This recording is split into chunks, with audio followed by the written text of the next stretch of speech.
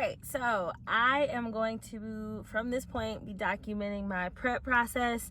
I'm officially 8 weeks out.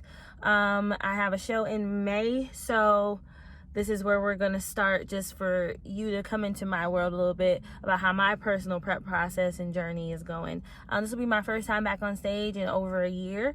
I haven't stopped really, though. I would say in 2019, although I didn't get on stage, there were a couple shows that I prepped for. Body wasn't ready, mind wasn't right, so I didn't do those shows, which I'm grateful for, because I definitely think I needed that time to come into this year just mentally strong and ready to go after my goals. So the goal is to go pro, and to, do well and be competitive on the pro level, and not just win my pro card and, that be that. So 8 weeks away. It sounds like a long time, but in prep time, it's pretty quick and it goes by really, really fast.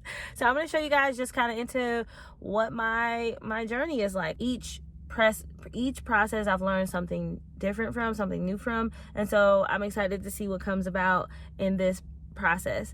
So what better way to start than with a workout? I'm about to go to Vitamin Shop and get some type of energy drink to go hit legs.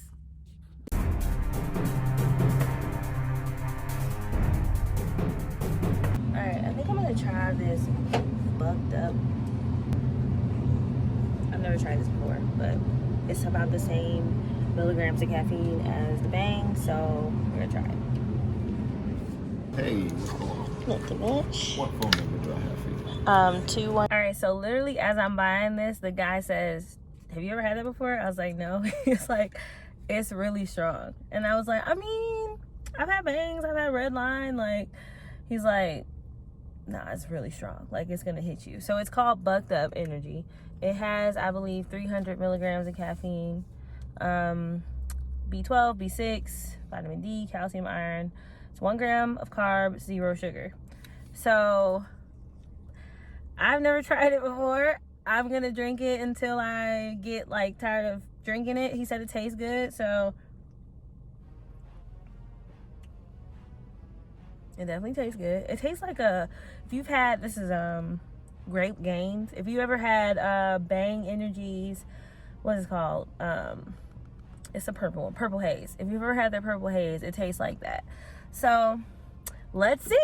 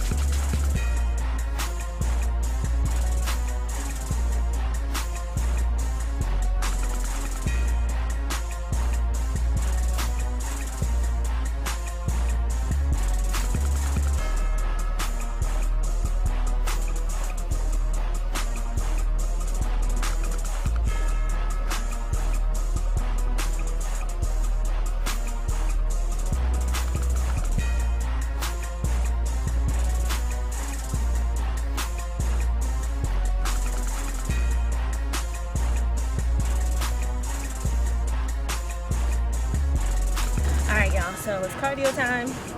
I just got word that my cardio has increased, and for good reason. My body has been stuck in a plateau. I've been in the 140s for a long time. Not that that's bad, but for me, getting competition lean, I need to hit them 130s ASAP. So I'm working on that. My cardio is up a little, and my food, I've cleaned up my carbs. Carbs aren't bad, snacks aren't bad, but I know for me to kind of break this plateau, I need to really focus on the whole foods and just be on it.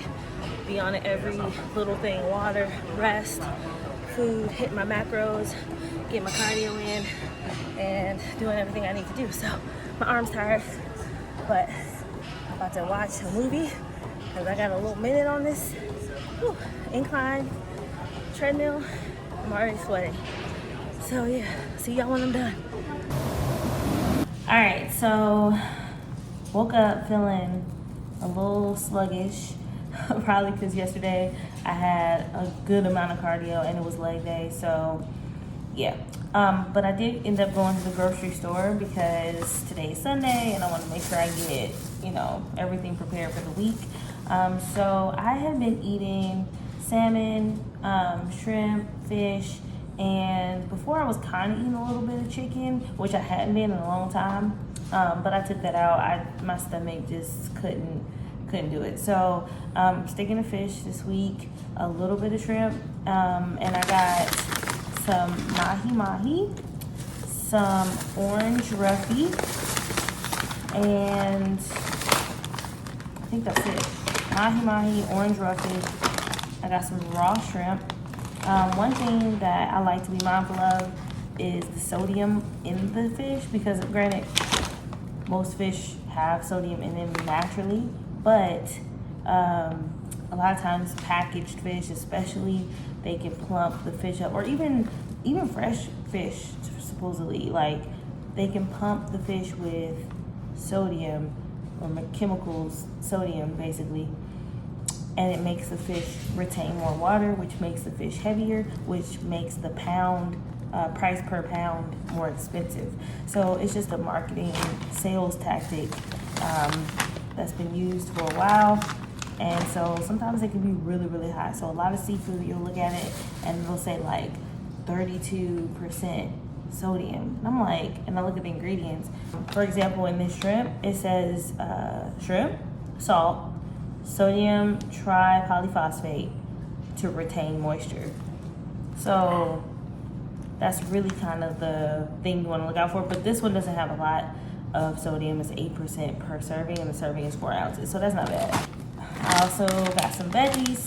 I use Brussels sprouts because, I don't know, they're just a little filling and they're not as soft as most vegetables. And then if you've been in prep, you already know sometimes after eating a lot of like the same textured food, you want something that's a little different in texture. So instead of spinach or kale, I got Brussels sprouts. I also got some tuna. There's more in my cabinet, but I usually try to limit my tuna, maybe 2 cans a week, just because mercury is a real thing, and I don't want a whole bunch of that in my body all at one time. Like if I eat 2 cans of tuna, twice a day, that will be way too much. So I don't, I try to make sure I'm conscious about that. And then I've already been in these, but I got some pepitas or pumpkin seeds. I get them just raw. Sometimes I get the ones with the salt in them, but